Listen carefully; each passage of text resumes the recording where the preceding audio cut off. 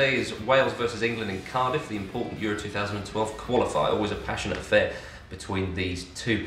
Jim, will you be booming out the national anthem just before kick-off? No, but I do genuinely look forward to watching the national anthems with England versus Wales because both teams really belt it out. You know, it's a real sing-off, and you don't really see that much. I do wonder, from the players' point of view, what it is like to have to not only have the nerves of playing this huge, really important game, but to then have to go and sing really publicly in front of thousands of people in the stadium and potentially millions at home.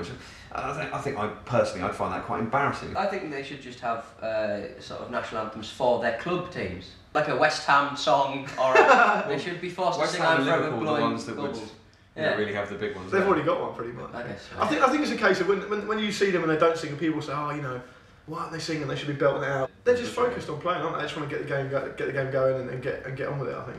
So you've got the first battle, the national anthems. Now it comes to the game, Pete. A tricky one for England. Well, it's a tricky one for Wales as well, Marcus. It is. I think more than anything else, the most tantalising aspect of it is going to be the key battles across the pitch.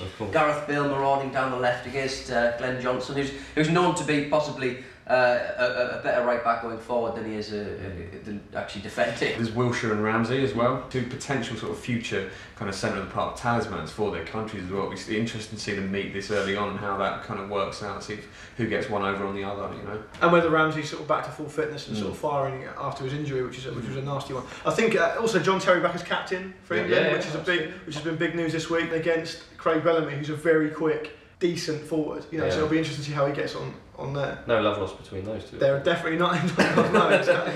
Other big news in the England squad was the call-up of Matt Jarvis, the Wolves winger. Warranted. 2 good feet. Had a good season for Wolves. He scored last week. But I hope he gets a chance to show what he can do. I really do. A left-sided English player. There's not been too many over the years. Never seen the likes of it. Unlike Wales, of course, Gareth Bale they've produced, and he's picking up from where Ryan Giggs left off. Let's point out as well, this is the Ryan Giggs that has never at any point in his life ever been eligible to play for England. Correct. This myth persists to this day because Giggs played for England's schoolboys, didn't he? Because he was a schoolboy in England. He was born in Cardiff to Welsh parents. And when this myth came out and Giggs heard about it, he even said, well, I'd choose Wales anyway. That's right. But if we were to come up with a all-time England and Wales 11, Ryan Giggs would definitely be in it. Oh, undoubtedly. Well, I guess who would we have in net, I guess? Well, okay, I'll choose a goalkeeper. Yeah. Neville Southall, Big Nev. I'd take that. It was between him and Shilton in my head. Better moustache. Better moustache, and I think that is the more important thing. When it more comes to terrifying. Yeah. if you're bearing down on goal at him. Who would we have at the back? Let's go for a conventional 4-4-2. Conventional 4-4-2, right. Jimbo? George Best said that George Cohen, the 66 World Cup winning right back, was the best fullback he ever played against, so I'm not going to argue with Georgie Best. Yeah, he's going in there. Stuart Pearce, I think I'll go for at left back, just because he had a rocket on him, didn't he? Oh yeah, and we all love a rocket. Indeed. What about the midfield, Luke? The midfield would be Giggs at left midfield, I would have thought. You've got to have him in there. The man's contribution to British football.